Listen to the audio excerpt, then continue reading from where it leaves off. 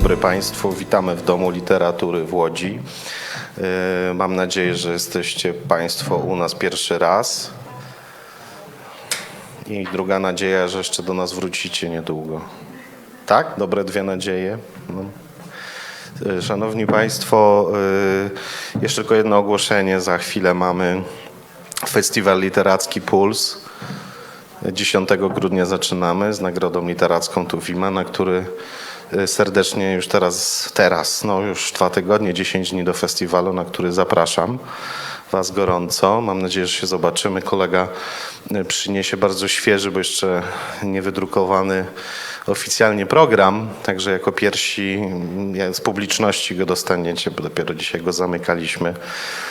To tak z tej strony ode mnie i dzisiejsze spotkanie jest wyjątkowe, bo z gościem zagranicznym, z gościem, który przyjechał do nas nagle i niezapowiedzianie, ponieważ dostaliśmy miesiąc temu informację, że jest taka szansa tu od pana Jarosława. Bardzo chętnie na nią przystaliśmy, dlatego że literatura po pierwsze to jest nasze miejsce tutaj w mieście Łodzi, po drugie sprawy Białorusi i wolności Białorusi są dla nas ważne i też robimy różne starania, o ile możemy, wokół tego, by literaturę białoruską i kulturę wspierać.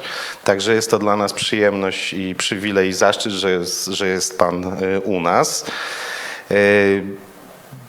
Dziękuję za przyjście, dziękuję Panu Jarosławowi za zaproponowanie nam gościa i mam nadzieję, że będzie wspaniały, świetny odbiór.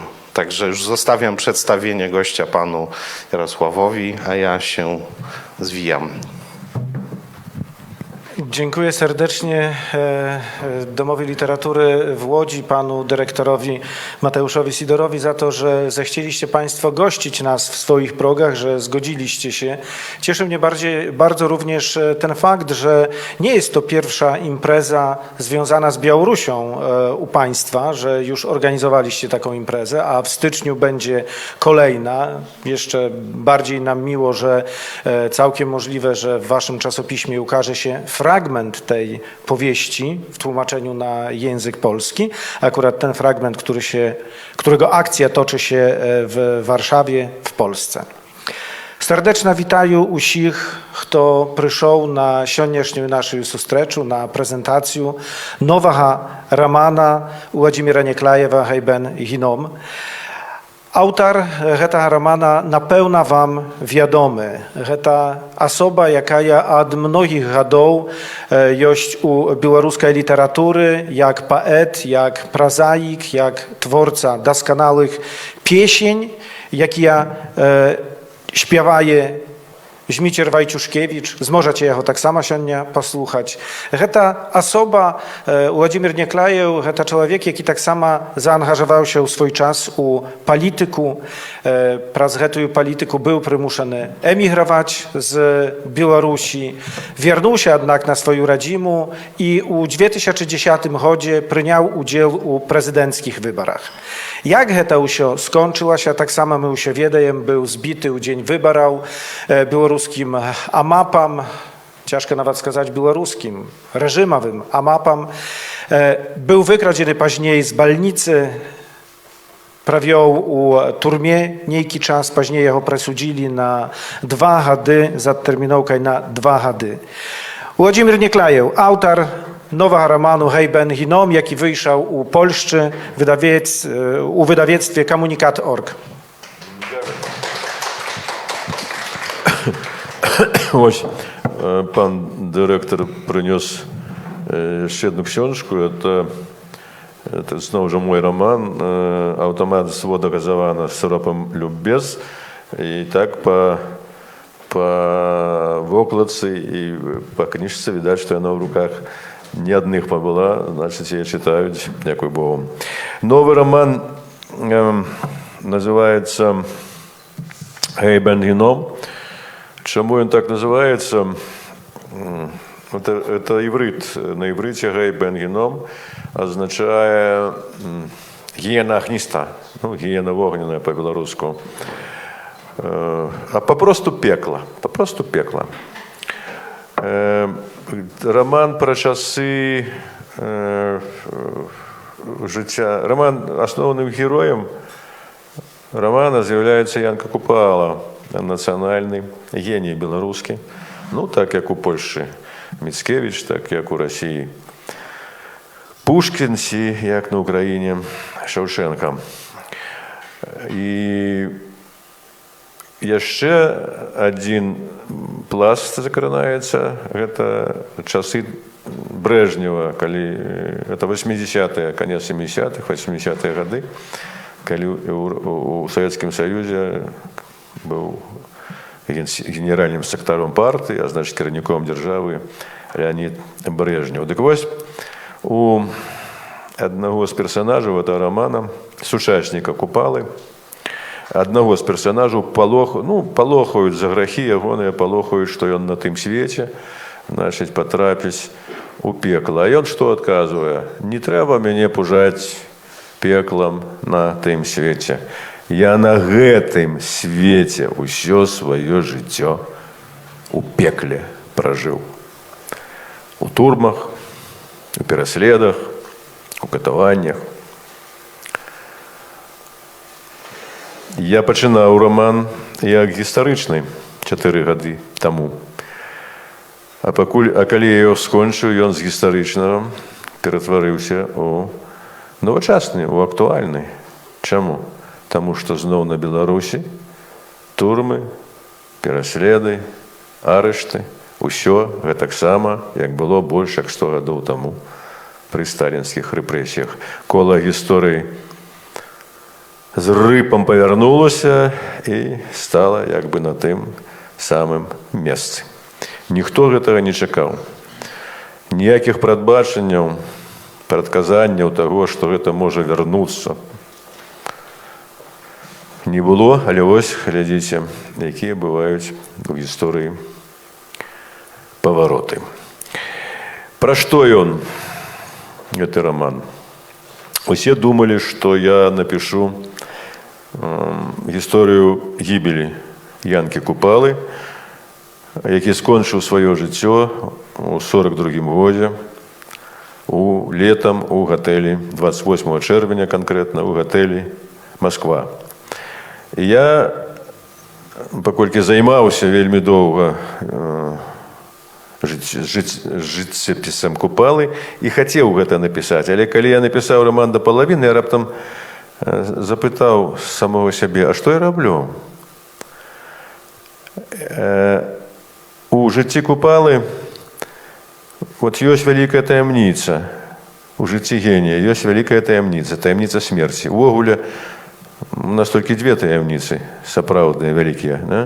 Это таямніца жыцця, нашага з'яўлення на свеце і таямніца нашага сыходу. Дык вось я хачу пазбавіць Купалу ягонай таямніцы. Дзеля чаго? Каб нехта прачытаў там нейкі дакумент у рамане і сказаў, дык гэта, ці яго забілі, ці ён сам скінуўся. Ну, это не важна, што насамрэч адбылося, але таямніца знікае. І тады адзін з персанажаў зноў жа майго рамана прамаўляе такую фразу: невядомае, таямнічае, гэта ўсё, што ёсць і можа быць. А вядомае толькі адно. І я вырашыў не пазбаўляць таямніцы ні Купалу, ні чытача гэтага романа. Пачынаецца роман з адной фразы, якая па сутнасці ёсць ягоным сціслым зместам. Фраза гэтая гучыць так: ёсць людзі, якія бачаць дарогу толькі тады, калі іх па ёй вядуць. Гэту фразу Купала чуе з вуснаў Хрыста у сне. І прачынаецца з гэтай фразай. І пачынае задаваць самому сабе пытанні. Я прайшоў праз жыццё сваёй дарогай, ці той, па якой мяне вялі? Я пражыў сваім лёсам ці прыдуманым для мяне некім іншым. Для мяне гэта вельмі важнае асабістае пытанне, таму што я і маё пакаленне якраз з тых, каго ўвесь час некуды вялі, у сацыялізм вялі, у сацыялізм з чалавечым тварам, у камунізм вялі. Ніхто асабліва туды не імкнуўся, бо ведалі, што туды не дайсці, але нас праз гады, праз дзесяцігоддзі, праз вайну, праз голад, праз холад, праз гулагі, праз турмы вялі. І замест таго, каб пражыць сваё жыццё, мы пражывалі жыццё, прыдуманае некім, там, Леніным, Сталіным, камуністычнай партыяй, ці рабочай партыяй Польшы, так? Што амаль што тое самае. Тут ёсць, дарэчы, адна частка ў рамане, это якраз тая, якую збіраюцца надрукаваць. Вот мне сказаў зараз Ярослав, што збіраюцца надрукаваць у вашым журнале, это пра сітуацыю ў Польшы ў 82 годзе. Я быў у 82 годзе у Польшы у дэлегацыі культурных дзеячаў Беларусі. Ну, это ў асноўным былі літаратары, паэты знакамітыя, у Польшчы вядомыя ў той час. Ну, скажем, Максім Танк, які нарадзіўся ў заходняй Беларусі і быў у 30-е гады вельмі вядомым паэтам. І, ну, такого кшталту. Ну, я тады быў зусім малады, вот я апынуўся ў гэтай кампаніі. І вось, видите, военный стан. Нас паслалі, ну, як бы, наладзіць адносіны культурныя з палякамі, ну, перш чым, можа быць, паслаць на падаўленне салідарнасці, ўсяго таго, што тады было ў Польшы, танкі. І вось мы прыехалі, і аказалася, што ўся інтэлігенцыя, сапраўдная польская інтэлігенцыя, она з'ехала за мяжу, там, хто у Францыю, хто ў Нямецчыну. Засталіся толькі тыя людзі, якія служылі рэжыму, і мой сябар Чэслаў Сэнюх, які пераклаў адну з маіх кніг на польскую мову і не адну з паэм, сустрэў мяне на Новым свяце, там, ну, каля помніка Жыгмёнту, і сказаў: ты чё прыехаў? Чаго ты прыехаў? Ты знаеш, на чым ты прыехаў? Ты прыехаў на танку да мяне, на танку. Я кажу: на якім танку? Я, звычайна, на танку ты прыехаў. Калі ты не камандзір танка, дык ты камандзір вежы. Ты гарматай, руляй кіруеш і шукаеш, дзе я ёсць, каб у мяне стрэліць. Я кажу: Чэслаў, ты што, звар'яцеў, пра што ты кажаш? А ён мне вот такое. І нарэшце да мяне даходзіць, ну, калі мой сябр мне такое кажа, то што ж мне скажуць не сябры. І я пасля, знайшоў выйсце з гэтай сітуацыі, там даволі хутка з'ехаў, але гэта было мне, ну, такім сур'ёзным урокам для, ну, майго далейшага жыцця. Але это з аднаго боку, а з другого боку вельмі цікавым досведам. Я сустракаўся таксама з Ярузельскім.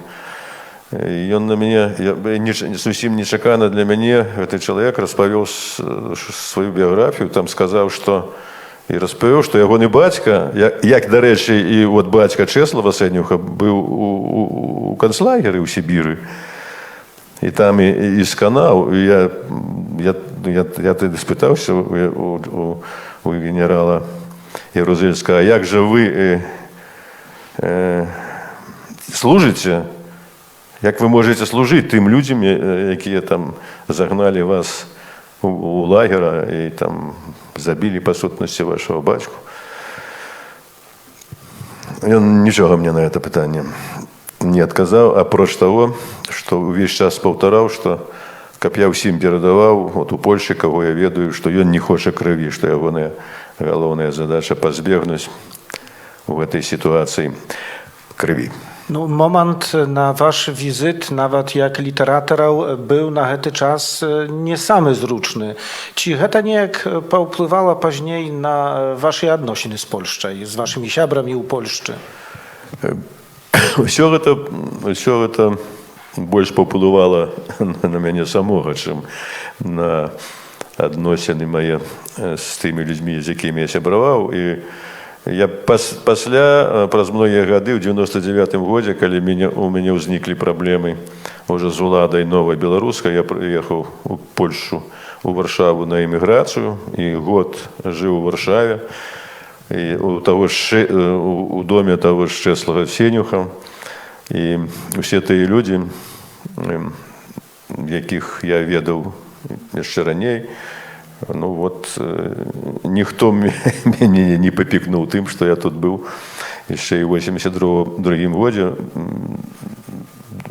Мне дапамагла вот у маім жыцці тады у цяжкі вельмі для мяне момант жыцця Польша, Варшава, польскія паэты, літаратары вельмі дапамаглі. Яны мне проста працягнулі руку і сказалі: мы цябе прымаем і можаш жыць тут у нас як у сваім доме. Я назаўсёды застануся за гэта в Варшаве і Польша ўдзячны. Я напісаў паэму у той час, яна называецца «Паланез». Вось тут ёсць мой сябар Зміцер Вайцюшкевіч, музыка знаны беларускі. Мы з ім напісалі нават рок-оперу па этой паэме. Яе пераклалі. Анджэй Вайда хацеў зняць фільм па гэтай паэме. Ну, там такая паэма лірычная, але і гістарычная. У сюжэце кахання польскай акторкі і беларускага паэта. Это такі лірычны сюжэт і гістарычны сюжэт. Гэта адносіны гістарычна, вельмі складаныя адносіны Жэчы Паспалітай і Вялікага княства Літоўскага. Дарэчы, вось у рамане ён такі сінтэтычны.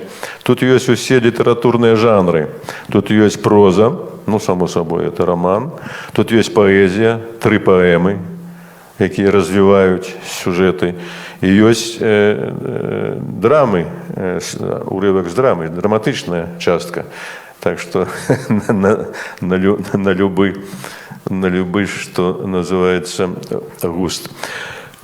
Махчыма, вы ўжо і сарыентаваліся, гэты раман двухсюжэтны, адзін пра смерць Янкі Купалы, пра тое, што адбывалася ў той час, 42-гі год у Савецкім Саюзе, ў Беларусі, ў Маскве, а другі сюжэт, гэта сюжэт, які датычыць позняга Брэжнева, часу позняга Брэжнева ў Савецкім Саюзе, і гэтыя моманты ёсць вельмі аўтабіяграфічныя. Тут спадар Уладзімір Некляев ўжо сказаў пра свой прыезд у Варшаву падчас ваеннага становішча, які апісаны ў адным з раздзелаў гэтага раману, але гэта не толькі тыя моманты ёсць з вашай аўтабіяграфіі, ёсць і іншыя. Таксама выступае шмат людзей, з якімі вы сябравалі, беларускіх пісьменнікаў.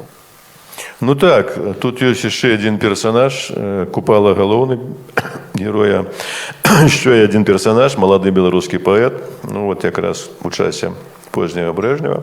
І я там не хаваў рысы аўтабіяграфічнасці.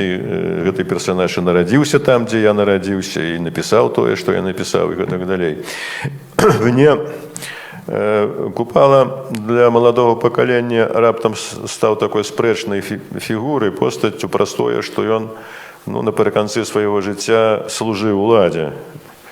За сваю службу ён там атрымліваў медалі, ордэны, прэміі і пісаў у гэты час, здрадзіўшы паэзіі, як ён сам называў, дрындушкі, там всякія віншаванні з нагоды кастрычніцкай рэвалюцыі, 1 мая, там партыі, ураду і гэтак далей. Ну, але і маладое пакаленне, значыць, устала, што называецца, на дыбкі, ударила ў рожкі. Ды што ж это такое, які нацыянальны геній? Вот каб ён загінуў, каб ён звяршыў самагубства. Дарэчы, Купала спрабаваў звершыць самагубства, суіцид, харакіры. Ён узрэзаў сабе жывот, але застаўся жывы. Дык вось, калі б ён загінуў, вот тады ён сапраўдны паэт. А калі не, вось, калі ён пайшоў на службу да партыі, да бальшавікоў, то гэта ўжо не Купала, а Лупака. Вот яны перайначылі яго з Янкі Купалу у Лупаку. Ну, яны так можна казаць, не уяўляючы того гістарычнага моманту, той сітуацыі, у якой жыў Купала. Я з імі не тое, што спрачаўся, неяк мы сядзелі, я кажу, слухайце, хлопцы, вот уявіце сабе, паспрабуйце кожны з вас вот так перанесціся, там, скажем, у 37 год, і вас выклікае да сябе ў кабінет начальнік НКВД, ну, КГБ тагачасна, і кажа, ну, вы, товарищ Никляев, ці товарищ, значит, Костюкевич, ці Ромашевский, быстренько напишите мне к съезду партию стихотворения. И вы что, ведаючи, что коли вы адмовитеся, вы як минимум окажетесь в застенках КГБ, а як максимум на могилках вас просто расстреляют, и вы скажете, нет, я никогда и никогда, и ни за что, да? Вы так зробите?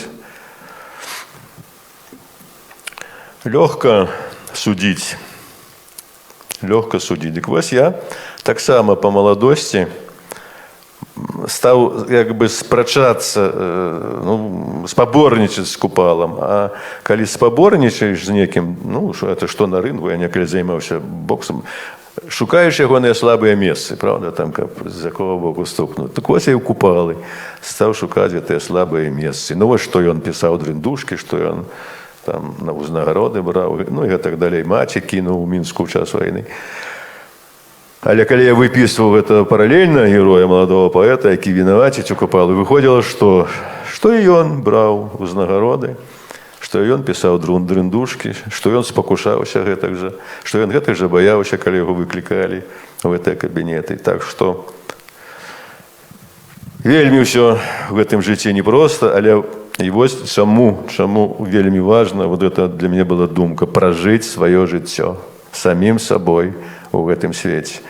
Вот мне уже 75 гадоў, і дзякуй Богу, што азіраючыся назад, ну, я нарабіў даволі шмат памылак, я это ніколі не хаваў і не хаваю, я адкрыты заўсёды быў чалавек, але збольшага я і стаў тым, кім хацеў стаць. Я хацеў быць літаратарам, я хацеў займацца літаратурам і праз літаратуру даследаваць чалавека ва ўсёй ягонай складанасці і прайсці вот такі жыццёвы шлях, які я прайшоў. Дзякуй Богу, што збольшага мне гэта ўдалося зрабіць.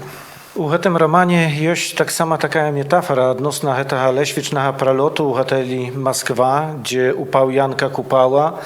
Там вы пішаце, што разам з Янкам Купалам у лесвічны пралёт гатэлю Масква упала таксама ўся Беларусь. Упаў беларускі народ, толькі Беларусь і беларускі народ яны даўжэй ляцяць. Не ведаючы вам гэта вядома, спадар Уладзімір вельмі найбольш любіць выходзіць на дах, таму што там лепш усё відаць. Ці вам, чалавеку, якому лепш відаць, відна, што ўсё ж такі гэтая Беларусь не ўпадзе да канца? Ну вось яна зараз падае, тое, што адбываецца на сённяшні дзень у Беларусі, якую вярнулі ў гады сталінскіх рэпрэсій, і ёсць імклівае падзенне на дно неіснавання. Вось у гэта пекла, дзе сканчаецца зямное жыццё. Але яна яшчэ ў працэсе падзення. І ўсё залежыць ад таго, як мы падставім руки, плечи, спины вот у гэты момант, каб падтрымаць сваю айчыну. Летом 2020 года мы показалі, што гэта можам зрабіць. Я, дарэчы, не надта верыў вот да таго, асабліва з досведу 2010 года, калі я быў кандыдатам у прэзідэнты і калі спрабаваў арганізаваць плошчу, ну, беларускі майдан, дзеля таго, каб змяніць уладу. І калі зусім недастаткова людзей выйшла для таго, каб гэта можна было зрабіць, я расчараваўся шмат у чым і праз 5 гадоў зусім сышоў з палітыкі, бо я не бачыў магчымасці здзяйснення таго, што я хацеў бы здзейсніць. Але ў 2020 годзе я ўбачыў, што мы можам. Я ўбачыў Беларусь, якая здольная сябе зратаваць і стаць урэшце сапраўды беларускай дзяржавай, а не заходнім краем расійскай імперыі. І на сённяшні дзень у мяне гэта вера, як нам сёння не цяжка, у мне гэта вера не страчаная, наадварот, вот я тут ужо сёння это 5-я наша ці 6-я на вас сустрэча. Я не ведаю, колькі сярод вас беларусаў, якія з'ехалі у выніку апошніх падзей, але іх было вельмі много, там сярод больш, як, скажем, 100 чалавек. У Гданьску там палова было. З гэтых людзей, з іх драмамі, трагедыямі, яны мне распавядаюць, у мяне сэрца абрываецца, але у іх ёсць надзея ў вачах. І я ведаю чаму, таму што вот яны пабылі ў гэтым імгненні узлёту чалавечага духа, разумееце? Я гэта ўпершыню адчуў, гэты ўзлёт у Кіева на Майдане. Я прыехаў на Майдан, і у той дзень увесь Хрышчацік, увесь Майдан быў запоўнены украінцамі. Не толькі кіяўлянамі, там з усёй Украіны прыехалі, было больш за 1 мільён чалавек. Больш за 1 мільён чалавек. І я стаяў, чытаў вершы. І гэтыя людзі прыйшлі з адчуваннем свабоды, і гэтае адчуванне ветрам просто ляцела на сцэну. Я вот стаяў як на ветры, на гэтай энергетыцы чалавечай свабоды. Это было неверагодна высокае адчуванне. І вот у Беларусі вот сотні тысяч людзей, якія выйшлі ў жніўні на пратэсты супраць фальсіфікацыі выбараў, гэта адчулі. І гэта нікуды не дзелася. Гэта энергетыка нікуды не сыходзіць, яна ў іх жыве. Яны справяцца з той навалай, якая сёння навалілася на Беларусь. Што б не казалі, не плялі, мы на зямлі, а не ў зямлі. Гэта таксама словы з аднаго з вашых вершаў. І так як вы на сустрэчах гаворыце, што цяжка прэзентаваць прозу, тады можа і перейдзем да паэзіі. Бо ў гэтым рамане таксама, так як вы ўжо згадалі, ёсць паэзія. Сапраўды, лягчэй значна прэзентаваць паэзію. Чытаеш з кнігі вершы, ды і вот уся прэзентацыя. А прозу як прэзентаваць? Раман чытаць, дык тут 700 старонак. Можам пачаць, прасты дзень скончым. Але тут ёсць вершы, і адзін з іх у самым канцы кнігі, я вам зараз яго прачытаю. Канчаецца кніга тым, што у гатэлі «Масква», дзе загінуў Купала, у час ягонай так званай рэканструкцыі, насамрэч проста зруйнавання. Гэты стары гатэль проста зруйнавалі, каб на ягоным месцы пабудаваць гэткі самы новы гатэль «Масква». Закапалі там проста грошы. І вот знайшлі пад падваконнем нумара, у якім жыў Янка Купала, верш. Не, пакет. Пакет, і знайшоў гэты пакет, это дакументальна зацверджана, чалавек з іменем Лермонтаў. Я калі гэту інфармацыю прачытаў, я кінуўся ў Маскву, стаў шукаць гэтага чалавека, сляды гэтага пакета, нічога не знайшоў. Відаць, там нешта было такое, што раскрывала таямніцу гібелі Купалы. Але мяне тады, не знайшоў, я ўжо не хацеў эту таямніцу раскрываць, я вам ужо пра гэта казаў. І тады я прыдумаў, што ў гэтым пакеце быў верш. І вось гэты верш Я вам зараз прачытаю. Гэты верш як бы вот адносіны Янкі Купалы, ну вот это вот, той народ сляпыты як крот, у яго таксама ну, былі большыя патрабаванні да народа, чым той народ на той момант мог зрабіць. І не толькі ў яго, не было ніводнага ну, такого значнага беларускага творцы, паэта, празаіка, які б не меў прэтэнзій да народа. Вось што ён такі-сякі, цураецца сваёй мовы, сваёй гісторыі, сваёй культуры, а вот туліцца да усяго чужога, каб не быць. І ён як бы народ і не народ, жывы і не жывы. І вось з гэтай тэмы гэты верш, які так і называецца «Гей бен геном». Тело на захад, а кроў выцякае на ўсход. Мёртвы народ сам сябе ўжо не помніць жывога. Гэта такая трагедыя. Мёртвы народ. Гэта такая камедыя мёртвага Бога. Ён у царквах, у касцёлах, у храмах памёр. Думалі храмы, а выйшла што склепы і труны, і ні пры чым ні чума, ні халера, ні моры, ні пры чым ні варагі, ні скіфы, ні гуны. Час Сыманюк і прарокаў да кучы грабе перамешаліся ў пыле свае і чужыя. Мёртвы народ ажыўляе самога сябе, і аніяк ён самога сябе не ажывіць. Бог беларускі, я чую тваё, папрасі. Можа, абрынешся градам, пяском з камянямі, громам ударыш, ці вогненны знак падасі, страшны свой суд ажывіўшы, учыніш над намі. Можа, запаліш у нас пад нагамі зямлю, каб мы суда пабаяліся болей, чым смерці. Бог беларускі, цябе я і ў смерці люблю. Б'ецца і б'ецца во мне твоё мёртвое сердце. Добре, давайте у канцы. Ну так вось, паколькі цяжка ўсё-таки прэзентаваць прозу, я вам збольшага расказаў пра гэтую кнігу.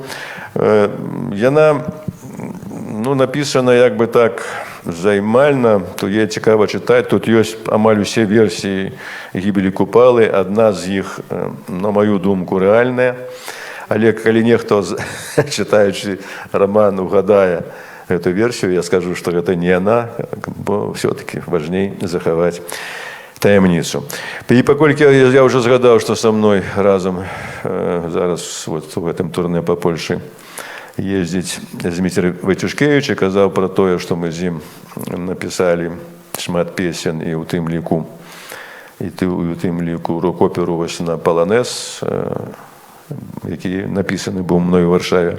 Я зараз прачытаю пачатак паланеза, пасля Зміцер, а дзе ён тут? Зміцер, my ciebie prosím. А, вот сціплы беларускі. Харызматычны. Кай ласка. Я прачытаю пачатак, лірычны пачатак гэтай паэмы, а ён вот яго гэты пачатак спяе. Пачынаецца эта паэма так. Бывай, Яблонская, бывай. Пробегла осень по фольварку, и графика такая у парку, хоть парк. У раму забирай, бывай, Яблонская, бывай. Я застаюся за рамой картины, что праз дождь видна рояль, камин.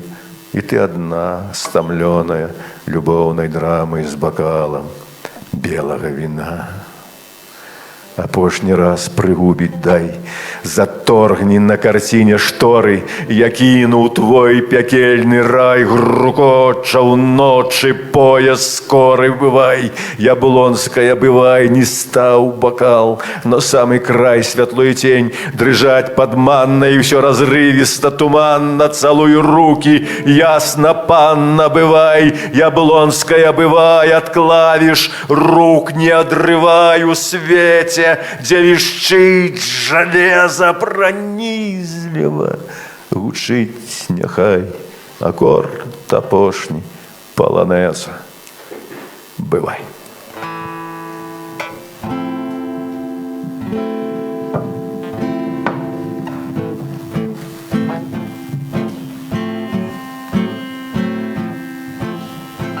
Бывай, Яблонская, бывай.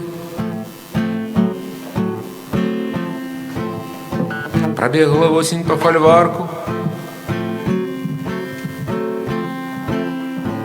и графика такая у парку. Хоть парку раму забирай, хоть парку раму забирай. Бывай, Яблонская, бывай. Апошні раз пригубить дай. Заторгни на картине шторы. Я кину твой пекельный рай. Грукоче вночі поїзд скорий. Грукоче вночі поїзд скорий. Бывай, Яблонская, бывай. Бывай, Яблонская, бывай. Я застаюся поза рамой картины, что празднуешь видна. Рояль камин и трудна, стомленная любовной драмой. С бокалом белого вина не стал бокал на самый край. Светло и тень дрожать под манна, и все разрывисто туманно. Целую руки ясно панна, целую руки ясно панна. Бывай, Яблонская, бывай. От клавиш рук не отрывай. У свете девичьи железа пронизливо гучить няхай аккорд апошні полонеза. Аккорд апошні полонеза. Бывай, Яблонская, бывай. Бывай, Яблонская, бывай. Я застаюся поза рамой картины, что празднуешь видна. Рояль, камин и ты одна, стомленная любовной драмой. С бокалом белого вина. Бывай.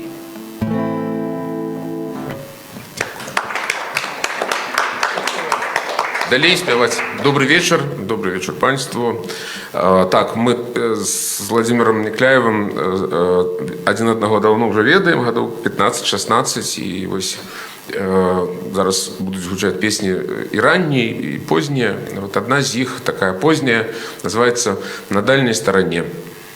Такая ностальгичная. На дальней стороне, не наплывая в сне, дом с кленом под окном, за дымом туманом, а там у тумане, а там у тым окне, ой, дыня мамяне, родной стороне, з дальней стороны додому, сам гукаюся самому тому дому, клену тому, і пливуть, як сни, з дальней сторони додому, з дальней сторони додому, з дальней сторони додому дим, де тумани, там босия сляди, там небо в голубах, там от живої дым. Так горько на губах, там же тому зашли и заплелись у лёс гнев стишаной земли, спев зрушених небес з дальней стороны додому. Сам гукаюся самому, тому дому кльону тому, і пливуть, як сни, з дальней сторони додому, з дальней сторони додому, з дальней сторони додому дим, де тумани. Мне птушкой з вираю додому прилетать і цілувати землю, і небо обдимать. А як тому не быть, дык хоть бы сном проплыть, хоть дымом туманом, под кленом над окном с дальней стороны додому. Сам гукаюся самому, тому дому клену тому, і пливуть, як сни, з дальней сторони додому, з дальней сторони додому, з дальней сторони додому дим, де тумани. І пливуть, як сни, з дальней сторони додому, з дальней сторони додому, з дальней сторони додому дим, де тумани. Дякую. У нас просто час від часу Владимир Прокопович меня там спиняє. Я думаю, не спиняє, значит буду спевать далі. Песня называется «Не дозволь мне прости, затримай». Такое трималося танго.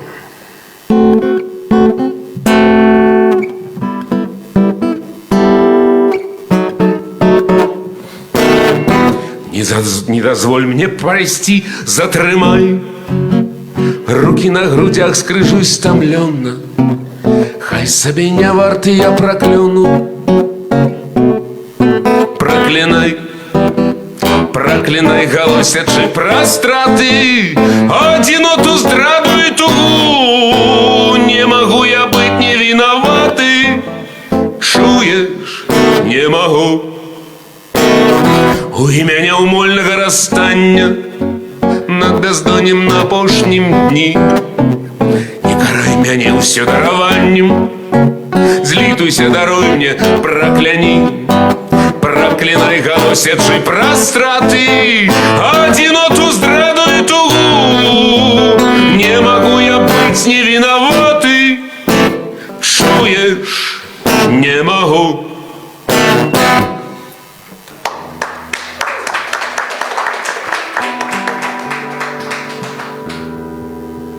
Нашая сустрэча гэта таксама магчымасць задаць пытанні спадару Владзіміру Няклаеву, ці пра раман, ці пра яго творчасць, пра яго жыццё, калі б у вас было такое жаданне, калі ласка.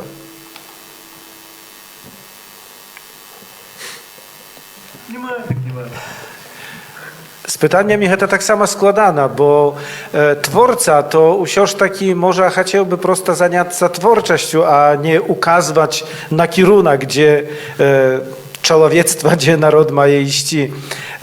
Таму працягнем, Зміцер. Я сам это самое все-таки. Так. У меня часто пытаются, вот кому я, да, вибачайте. Часто доволі питання. Ну, ось тут и у коридорчику спытались у меня, чего вы поперлись вот по эту политику. Насамрэч, это як бы складана адказаць, вельмі проста. Я б ніколі не быў у палітыцы, я нічога не меў дзе агульнае, калі б не палітыка, якая праводзілася ў Беларусі ў адносінах культуры. І найперш мовы, гісторыі нацыянальнай, ну, ўсяго таго, што ёсць беларушчына. І калі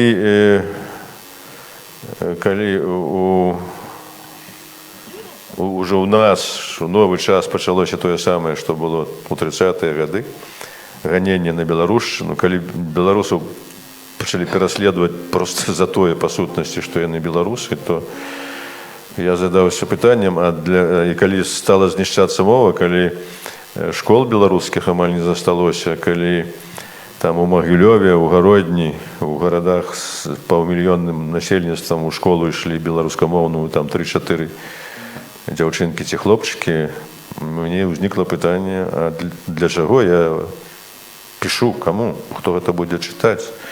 І хто будзе чытаць не толькі мяне, хто будзе чытаць таго ж Купалу, Колоса, Богдановича, наших нацыянальных геніяў, Караткевіча, Быкова, калі людзі не будуць ведаць мову, калі яна проста сыдзе.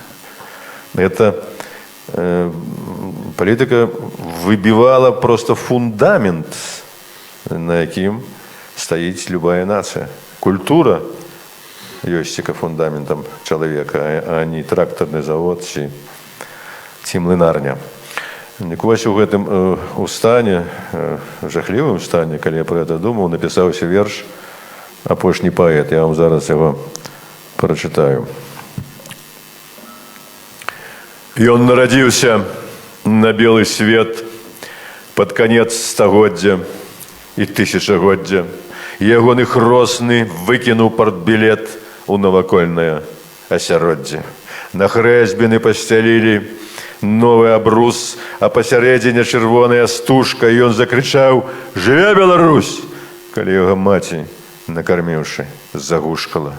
Быў ягонай чытанкай Масей Сяднёў, плюс смс-кі і абрэвіятуры, і не ў школу пайшоў ён у 7 гадоў, а на свой першы мітынг супраць дыктатуры. Ні школа, ні вуліца яго не разбэсцілі, ён у сэрцы спяліў да Зянона павагу, і ў 17 гадоў ён 7 сутак адбыў на Акрэсціна, а ў 18 быў выпраўлены на грант у Прагу. Не паспеў ён стаць ні п'янтосам, ні валацугам, ні сіксотам, як бацька, ні бамжом, як старэйшы брат, і калі прагрымеў ягоны цягнік над Бугам, ён нават не азірнуўся назад. Яму плакалі ўслед берасцейскія вербы. Белая вежа нема глядзела ўслед, а ён смяяўся ў будучыню, дзе ніхто не ведаў, што ён апошні беларускі паэт. Дык вось, каб ніколі не стала апошняя беларускага паэта, каб, не дай Бог, не стала на гэтай зямлі ніколі апошняя беларуса, я і пайшоў у палітыку. Я скарыстаў усе магчымыя інструменты культурніцкія, і ў мяне заставаўся вось толькі гэты інструмент палітычны. Ну, на жаль, з яго нічога асаблівага не выйшла, але не скарыстацца ім, не паспрабаваць зрабіць тое, што я магу зрабіць дзеля таго, каб захавалася наша нацыянальная мова, наша гісторыя была нашай гісторыяй, і наша зямля была нашай зямлёй, я не мог. Я не с таким характером живу на свете. Коли ласка, змесишь далее. Песня на верш Владимира Некраева называется «Дорога».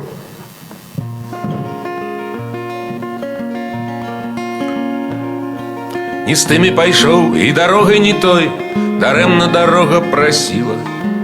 Чакай, азірніся, падумай, пастой, вяла невядомая сіла. Дарозе казаў, ты не тая, маўчы, ні д'яблу не верыў, ні Богу. І крочыў дзень і ўначы, пакуль не адолеў дарогу.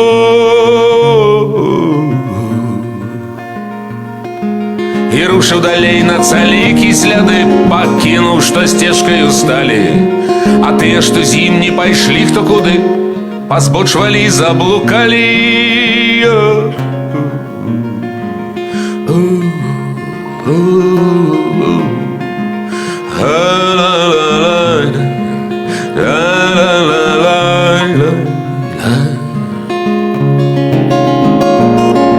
Глядзелі яны, хто з дупла, хто з нары, аброслыя мохам з карою, як ён пад гарою, як ён на гары, як знік і прапаў за гарою.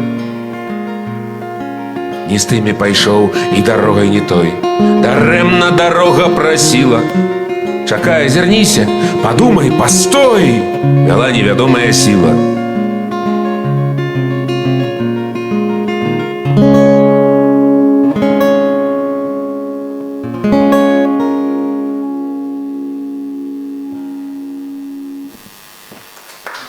Дякую. Таксама песня на верш Владимира Некляева называется «Лазенки». Это про варшаўскія лазенкі. І тады, калі Владимир... Думаю, можа, вам раскажете самі? Я б тады раскажу. Владимир Прокопович, а уже про иммиграцию рассказывали, напевно. Тады, что я буду рассказывать? Я сказал, что я живу в Варшаве, даже сходил в Лазенки.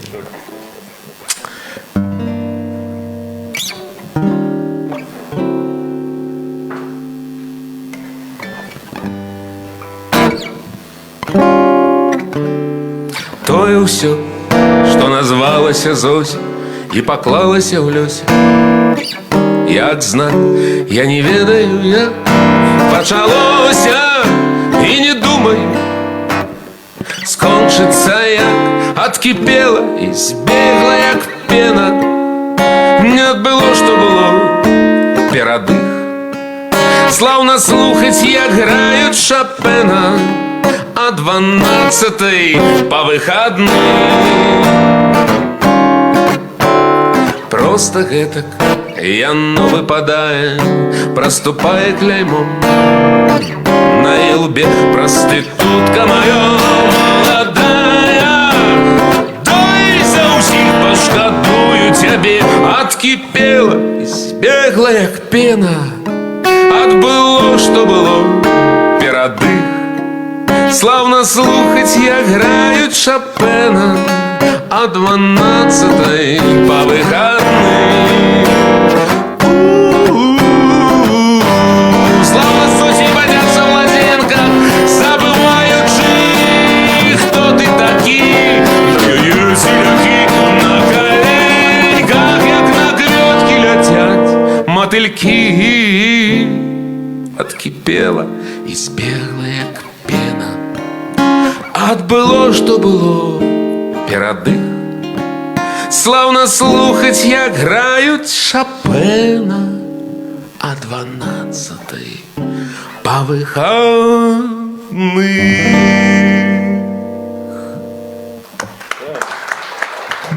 Это правда, славно было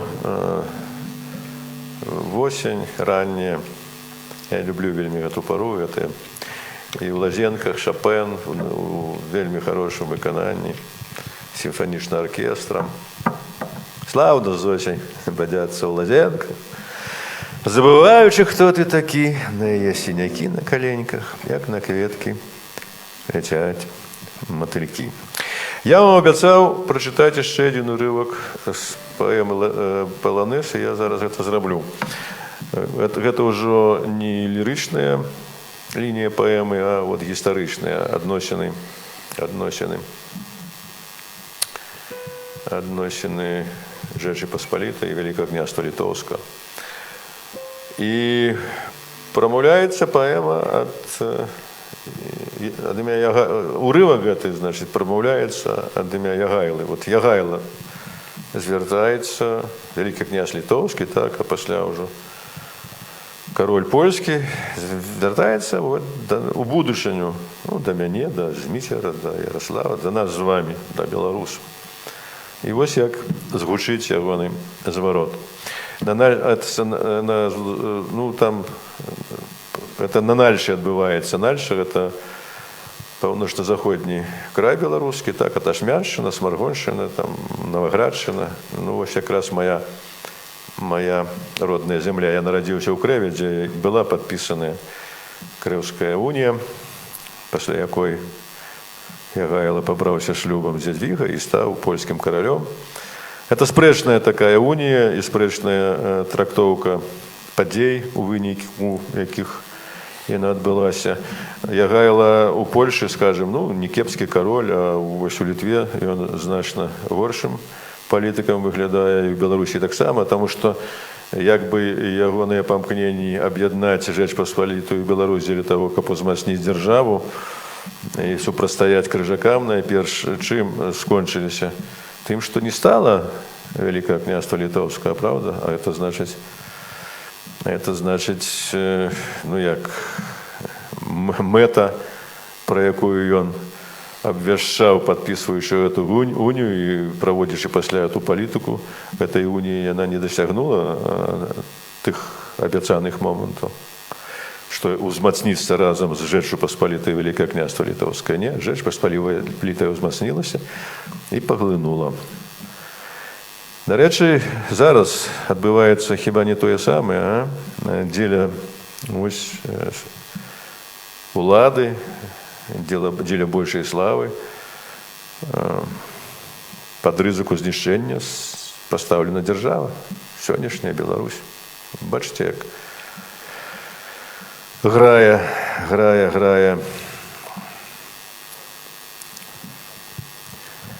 кружэлка гісторыі. Дык вось урывак. На ўзгоркі нальшы коса падаў срэбрысты дождж, і ў срэбры тым стаяў Міндоўг, а побач з ім Ягайла, 5-ы сын Альгерда. Калі не ведаеш, дык ведай, прамовіў ён, я крыжакам пацвердзіў жмуть пасля Міндоўга, бо не яна, айчына нам. Няма ў нас перад ёю доўга, а доўг адзін. Перад Літвою доўг вялікі яшчэ з пары, як Гедымін заваяваў сталіцу вількаў, праз гэты доўг супроць Масквы я з Польшчай ажаніцца мусіў, каб адстаяць Літвы правы, каб лёс вялікае Літвы не стаўся лесам Беларусі. Ды ўсё дарма.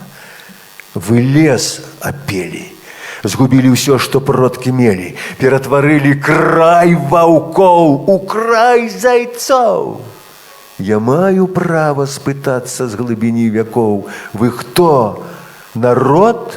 Вы што? Дзяржава?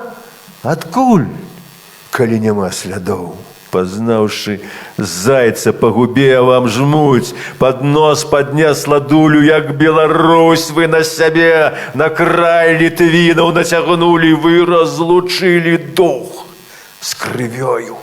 І абрусеўшы пад Масквою, пад назвай дадзенай Масквой, не сталі нават маскалямі, а толькі назваю адной. І тая назва стала вамі. Вы беларусы? Кто такія? Ёсць Польшча, жмут, Літва, Расія, як вы ўшчыміліся сярод, з чаго зляпіліся, з балот, з чаго саткаліся, з туманаў. Такіх падмен, такіх падманаў не ведаў ні адзін народ. І што цяпер? Хай так і будзе, абы не горш? Вы што ж за людзі? Вам звацца хочацца людзьмі, ці імі быць? Ці біцца ў грудзі, ці ўстаць за краўны край грудзьмі? Вось вынікі. Дзякуй. Вось тое, што адбылося ў жніўні 2020 года, усяліла ў мяне надею, вечную надею на тое, што народ саспеў, каб устаць за сваю дзяржаву і жыць далей у той Беларусі, пра якую марыў Янка Купала. Калі ласка, Дмітрий. Калі ласка.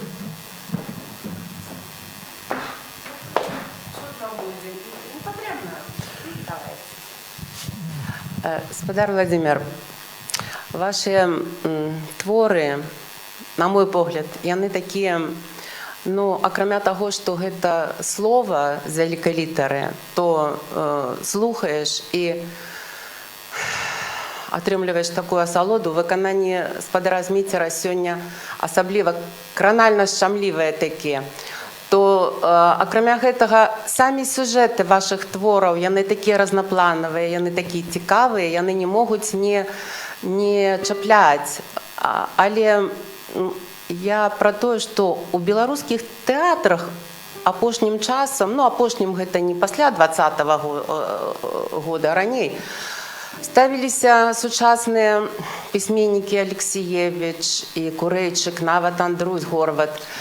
А паводле вашых твораў, ці можа я нешта прапусціла, я не бачыла. Гэта нейкая пазіцыя, вам гэта не цікава, ці няма часу, ці ваше стаўленне да тэатра. Яны былі б такія, мне здаецца, маё асабістае меркаванне, гэта былі б такія, суперспектаклі. Ці можа не спектаклі, нейкі іншыя жанры. Нашы беларускія тэатральныя майстры, якія засталіся, то вашы творы неяк у тэатры. Мае творы не толькі неяк у тэатры, а нідзе ніяк. Ужо чвэрць стагоддзя, разумееце? Просто нідзе ніяк. Вот у старажытных там грэкаў, гэтых самых, было такое пакаранне астракізм, да? Все ведаюць, што такое астракізм, але менш ведаюць пра іншае пакаранне, пра неўпамінанне. Гэта што такое? Гэта вось ты патрыцый, напрыклад, да? Ты ў белым хітоне, ты прыходзіш у амфітэатр, дзе такія самыя патрыцыі, як і ты, у белых хітонных ходзяць, там, значыць, разважаюць, як умелі грэкі разважаць, але цябе ніхто не заўважае. Вот ты ёсць, і цябе няма. Это, я вам скажу, не слабей, а мацней за астракізм, потому что ты ў астракізме у цэнтры ўвагі. Ёсць. А тут вот я у ролі вось этого неупамінальніка. Не па тэлебачанні, не... это звязана так з тым, як я адношуся да таго, што адбываецца ў Беларусі. Я кажу, найперш з культуры. Але і не толькі. Я быў старшыня Саюза пісьменнікаў, і у той год, і ў 97-м годзе, калі я быў старшыня, была падпісаная так званая саюзная дамова. І Саюз пісьменнікаў, я склікаў раду, і Саюз пісьменнікаў прыняў вельмі жорсткую заяву. Дарэчы, менавіта Саюз пісьменнікаў першы гэта зрабіў, раней за любую палітычную арганізацыю, таму што мы ў гэтым убачылі вялікую небяспеку. І не толькі для культуры, але і для незалежнасці нашай краіны. Уласна кажучы, з гэтай дамовы і выніклі ўсе тыя працэсы негатыўныя, якія пасля у Беларусі адбываюцца да гэтай пары. Што сёння ў парадку дня стасункаў Расія, Беларусь, Лукашенко, Путин? Гэтая самая дамова, яе там гэтыя артыкулы, разумееце.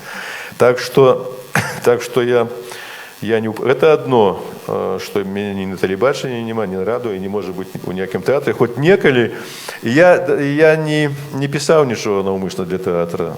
Я пісаў, доўгі час я пісаў толькі паэзію. Але даўным-даўно я напісаў одно апавяданне, яно называлася «Вежа». Яно даволі цікавае. Апавяданне пра тое, як у адной вёсцы у Беларусі мужик пачаў будаваць вежу да неба. Аднойчы прачнуўся, стаў цягаць камяні і будуе. Яго пытаюцца, а чаму ты будуеш? На што табе гэта? Ён так усякую лухту адказвае. Маўляў, я хворы на лёгкія, дык я збудую вежу да неба, лягу там і буду дыхаць свежым паветрам. І задзейнічана у гэтай будоўлі ўся вёска, пасля ўся краіна, пасля ўвесь свет, там і Амерыка. Такая парадаксальная такая проза, і па ёй была напісана п'еса, і быў пастаўлены спектакль, але гэта так эпізод.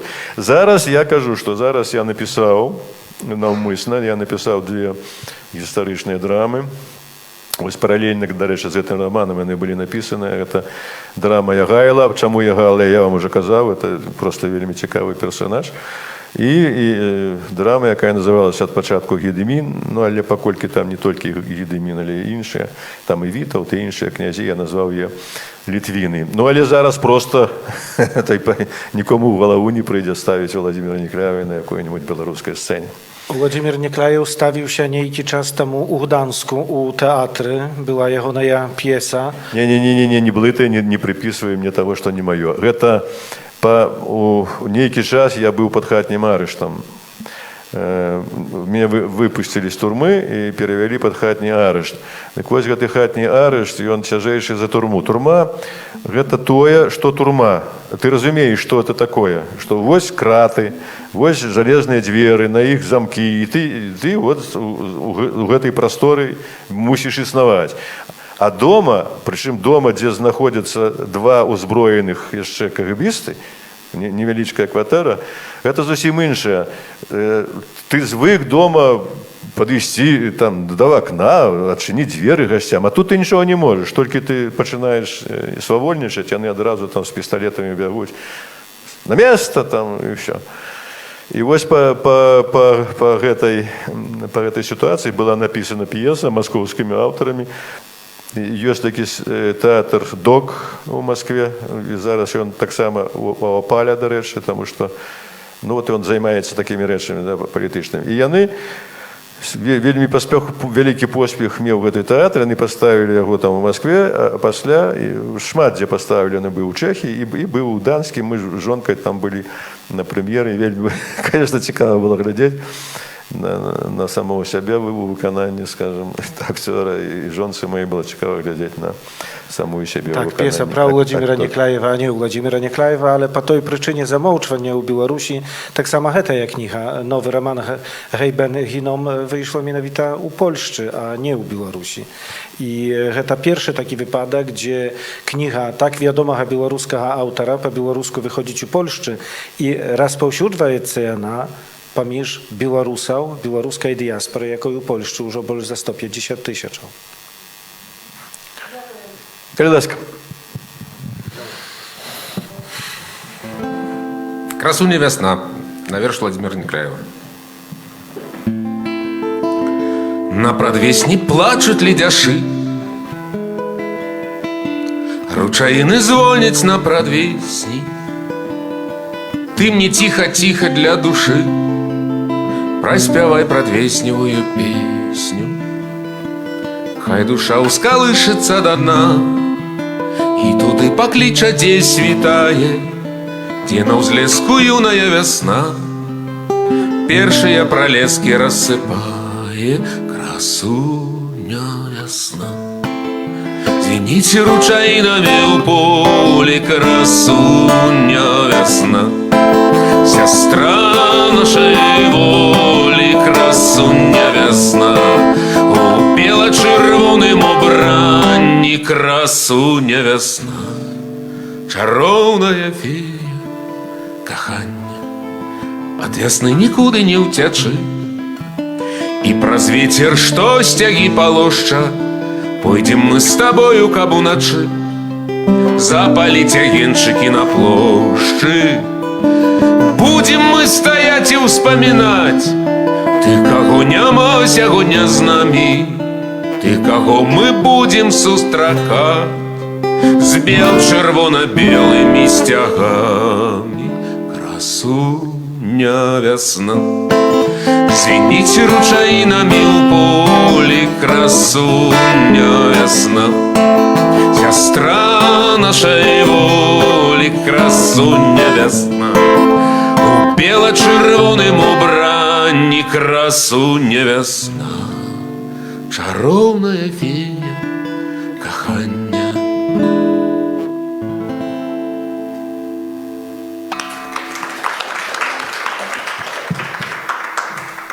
Пытанне ваше.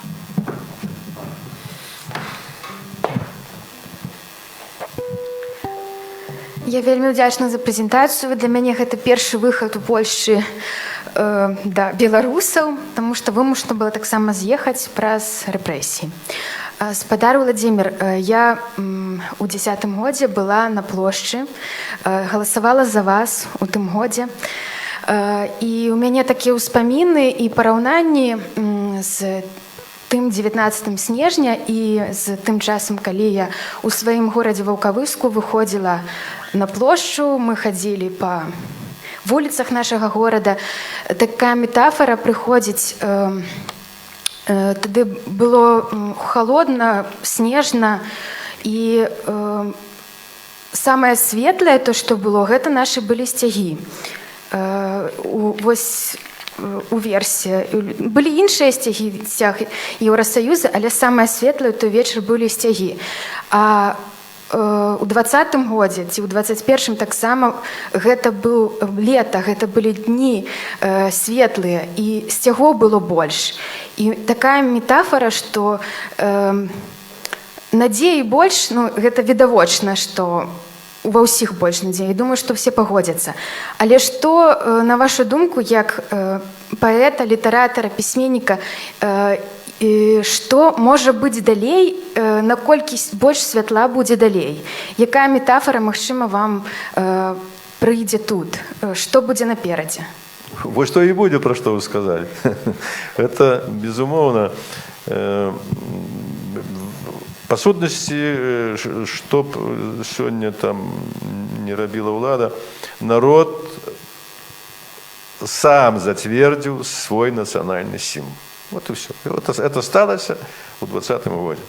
Это коли плыне это бело-червоная белая проплыла сквозь всю Беларусь, стало зразумела, что белорусы хочуць бачыць сваім нацыянальным сімвалам.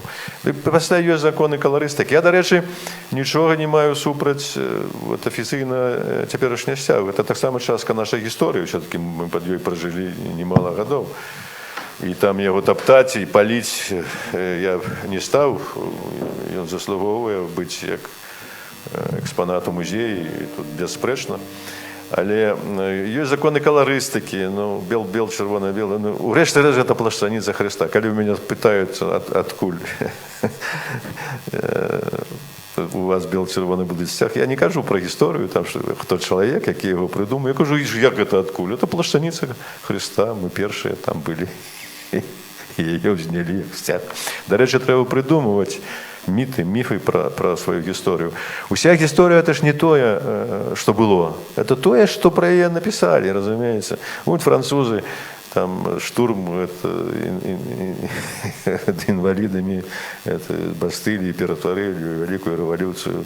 Это у ангельцаў, у любой краіны гісторыя это перш за ўсё створаныя міты і зацверджаныя як гісторыя. Мы у гэтым, што называецца, не надта пазавіхаліся, і у нас малавата. Я займаюся міфалагічнай творчасцю вельмі актыўна. Мне гэта падабаецца, і падабаецца, калі гэта дапамагае нам усім на тым шляху, па якім мы ідзем. Зміцер? Ёсць жа тут уже што спяваць апроч як сцягу, правда? Сцяг ці «Жыве Беларусь» уж такі? Сцяг давай, відаць, пра А сцяг. там і пра сцяг, я сцяг праспяваю. Давайте «Жыве Беларусь», а пасля сцяг. Калі ласка, як хочаш.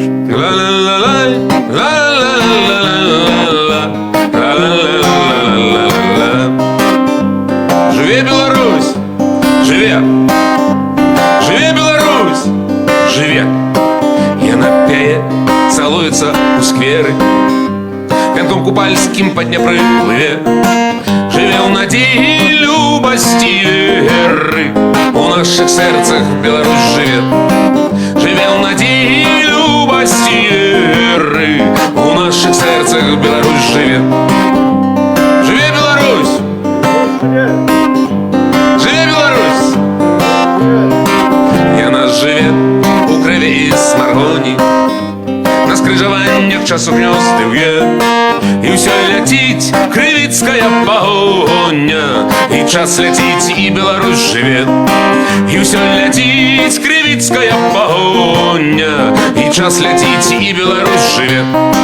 Яна жыве, бо духом не змарнела, бо вольны дух нас ужыць віне. І сцяг лунае бел, чырвона-белы, лунае сцяг, і Беларусь жыве. І сцяг лунае бел, чырвона-белы, лунае сцяг, і Беларусь жыве. Жыве Беларусь! Беларусь жыве! Жыве Беларусь! Беларусь жыве! Жыве Беларусь! Жыве! Дякую. Ну, пра сцяг, Владимир Прокопович, таксама вось ягоны верш, і я вельмі рады, што вось так атрымалася, што гэтых песень трохі ёсць такіх важных для ўсіх нас.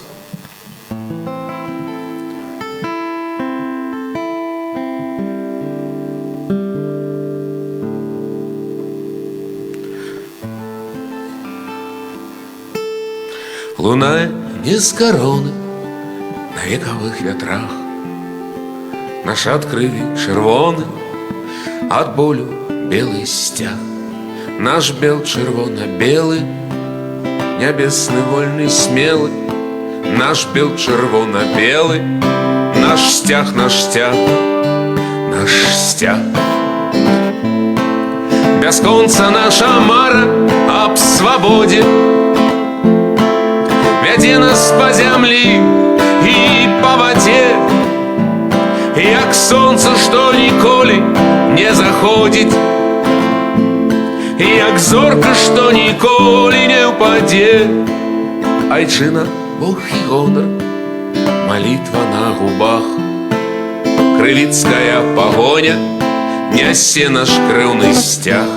Наш бел чырвона-белы, нябесны вольны смелы, наш бел чырвона-белы, наш сцяг, наш сцяг, наш сцяг.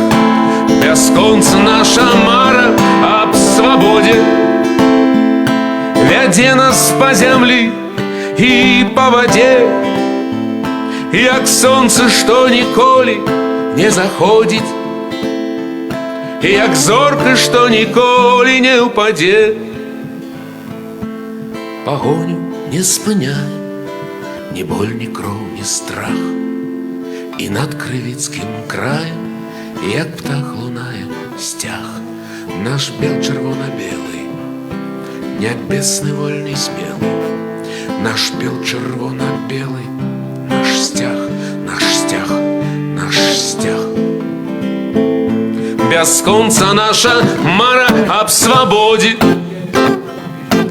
вядзе нас па зямлі і па вадзе, як сонца, што ніколі не заходзіць, як зорка, што ніколі не ўпадзе, як зорка, што ніколі не ўпадзе, як зорка, што ніколі не ўпадзе. Genialny poet i charyzmatyczny bard Włodzimir Niekляев, Змитер Я Wojciuszkiewicz. таленавіты кампазітар, можна просто... Паколькі мы набліжаем się do końca naszej сустрэчы, ale набліжаем się так само do такого światocznego, kaladnego periodu, a jest już taka tradycja u współpracy pomiędzy Włodzimierem Niekляевым i Змитром Wojciuszkiewiczem, że jany do kaladów stwarają coś takiego kaladne u nastroju kaladał pieśni. Tak że na zakończenie Змитер poproszę taką kaladną pieśń. Гэтую новую, jaka тут у Лодзі будзе прэмернай. Так, мы кожны год уже на працягу не ведаю колькі гадоў, там может 6-7 гадоў напісалі з Владимиром Прокоповичем гэтыя калядкі. У мінулым годзе абсалютна не было настрою ніякага каляднага пісаць песню, там як бы не атрымлівала, і не хацелася, сапраўды, як бы мы нават пра гэта і не гаварылі.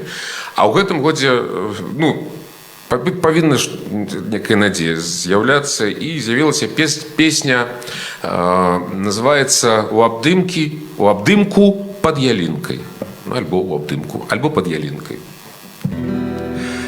Зноў наша родная зямля под снегом и под лёдом, цябе я, любая моя, віншую з Новым годом. Ты зноў бяжыш за сонікам па сцежках зледянелых, у кажушку чырвоненькім і рукавічках белых. Зноў хай соніка далёка сцюжа кружыцца навокал, ды гарыць у нашых вокнах навагодняе святло.